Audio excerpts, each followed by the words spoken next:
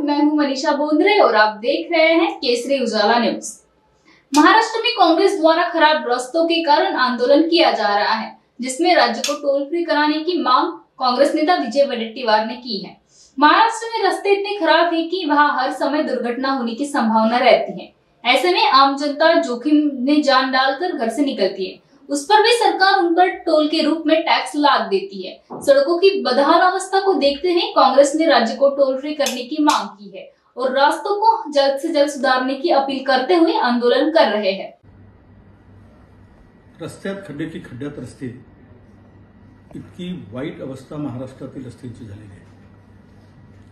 कंत्राटदारांचे पैसे थकले, कंत्राटदार काम करत नाही आणि दुसरीकडे मात्र टोल वसुलीचा मारा सामान्य नागरिकांना जीव मेटकुटीस आणण्यासारखा आहे। कोल्हापूर, सोलापूर असेल, सातारा, सांगली, पुणे सर्व राष्ट्रीय महामार्गांचे अक्षरशः चाळण झाले आणि जीव मुठीत घेऊन प्रवास करणाऱ्या लोकांना टोलचा मार मात्र मुकाट्याने सहन करावा लागत आहे। हे या राज्याचं दुर्दैव आहे। कालपासून या मागणीसाठी आमच्या अनेक काँग्रेसच्या नेत्यांनी, कार्यकर्त्यांनी आंदोलन सुरू केलं आहे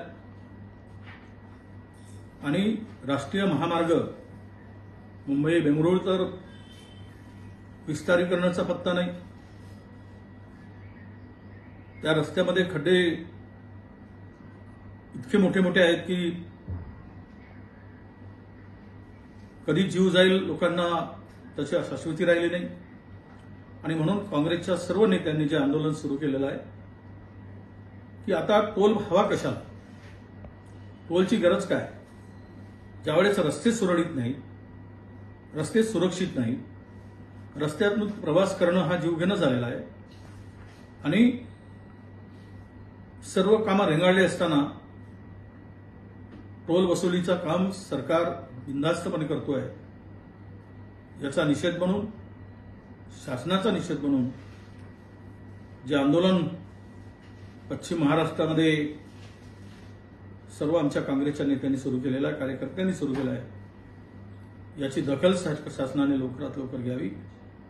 तात्काळ हे टोल जो भार आहे त्या टोलच्या भारातून जनतेला मुक्त करावं आणि जनतेचा जीव वाचवावा अशी आमची मागणी या निमित्तानं आहे।